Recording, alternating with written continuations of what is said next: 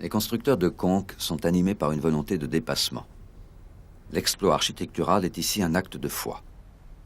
La voûte de la nef centrale culmine à 22,10 mètres au-dessus du sol, une hauteur exceptionnelle pour l'époque.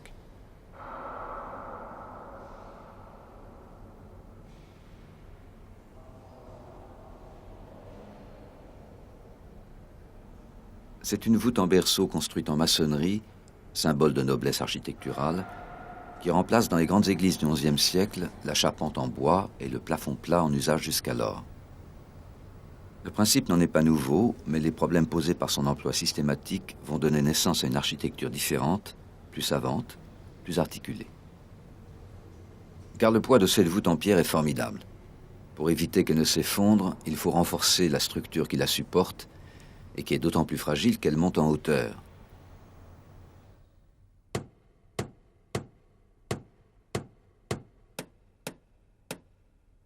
La voûte en berceau est consolidée par une série d'arcs transversaux qui reposent sur les grands piliers de la nef.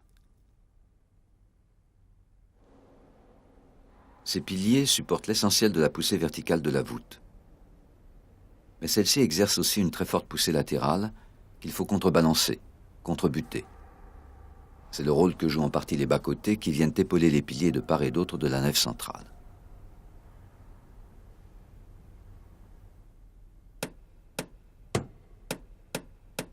Mais les bas-côtés ne suffisent pas à stabiliser l'édifice. Un deuxième niveau de contrebutement est créé au-dessus, ce qu'on appelle les tribunes.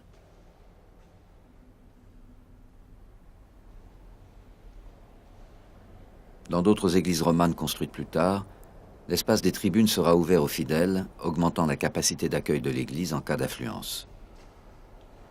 Mais à Conques, où ce dispositif fait son apparition, l'accès des tribunes est tellement impraticable qu'elles ne sont probablement pas destinées au public.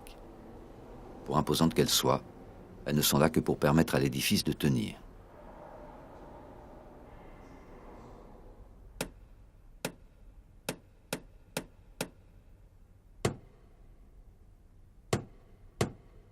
Un dernier élément vient renforcer l'ensemble. Les contreforts, des massifs de maçonnerie qui épaulent les murs extérieurs de l'église. Ainsi maintenue, la structure est enfin prête à recevoir le poids de la voûte et de la toiture qui la recouvre.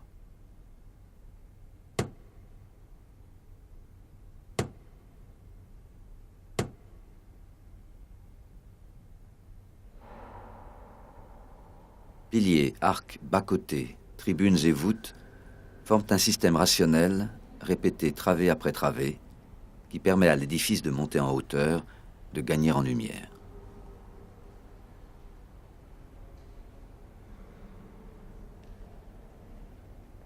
Dans les bas-côtés, la voûte en berceau fait place à un autre type de voûte, la voûte d'arête, qui répartit mieux le poids sur les piliers, soulageant ainsi les murs et permettant d'ouvrir plus largement les fenêtres.